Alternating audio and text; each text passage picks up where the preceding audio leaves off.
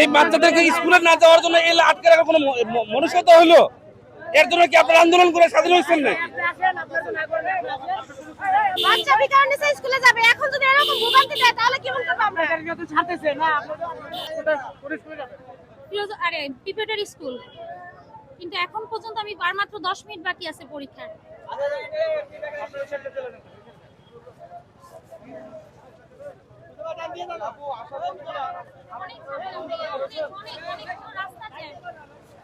ভাই এইভাবে তো আসলে অনেক বেশি কষ্ট হয়ে যাচ্ছে। এইভাবে আসলে কি বলবো, দেশে আসলে কি হচ্ছে কিছুই বুঝতেছি না।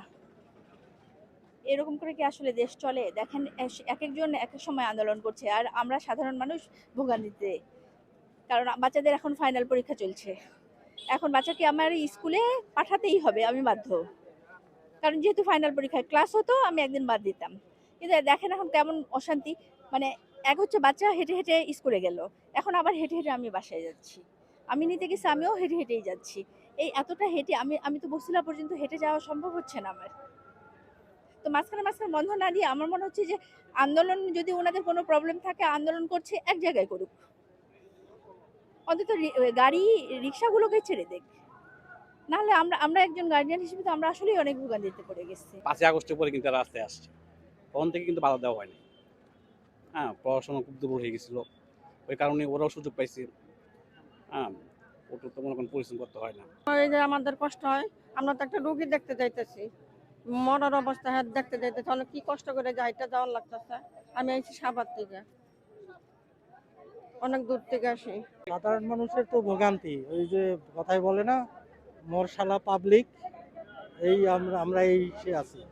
যা কিছু হয় অনেকের স্বার্থের জন্য এই সব করা হচ্ছে, কিন্তু ভোগান্তিতে পড়তেছে আমরা জনসাধারণ। এর কোনো জবাব নাই, কিছু করার নাই। দেখে মনে হচ্ছে যে দেশে আসলেই কি হচ্ছে বোঝা মুশকিল। সমাধান তো জরুরি ভিত্তিতে, আমরা ভোগান্তির মধ্যে তো আছি এখন এই মুহূর্তে, তো সমাধান হওয়া উচিত। সিচুয়েশন তো আসলে একটু মানে অন্যদিকে চলে যাচ্ছে। আসলে কি আমরা কি ক্রিয়েট করতেছি নাকি, এটাই আমি বুঝতে পারতেছি না। মানে সিচুয়েশনটা কি আমরা ইচ্ছে করে ক্রিয়েট করছি? মানে একটা এত বড় একটা ত্যাগের পরে যে আমরা একটা নতুন মানুষ গড়ার প্রত্যয় নিয়ে আমরা আগাচ্ছিলাম, তো আমার তো মনে হয় যে আসলে সিচুয়েশনটাকে বাধাগ্রস্ত করার জন্য চেষ্টা করতেছি, এরকমই মনে হচ্ছে। এই ভোগান্তি আসলে কোনো যুক্তি হয় না। সারাদিন আসলে রিক্সা নির্দিষ্ট একটা মাত্রা চলা উচিত, কারণ রিক্সাদের সবারই দেখতে হইব।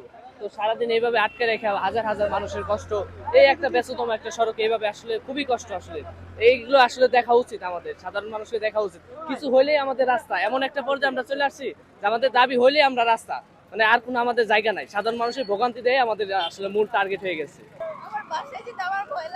আমরা কি করব, মানে এই সরকার যদি করে, আমার করবার কোনো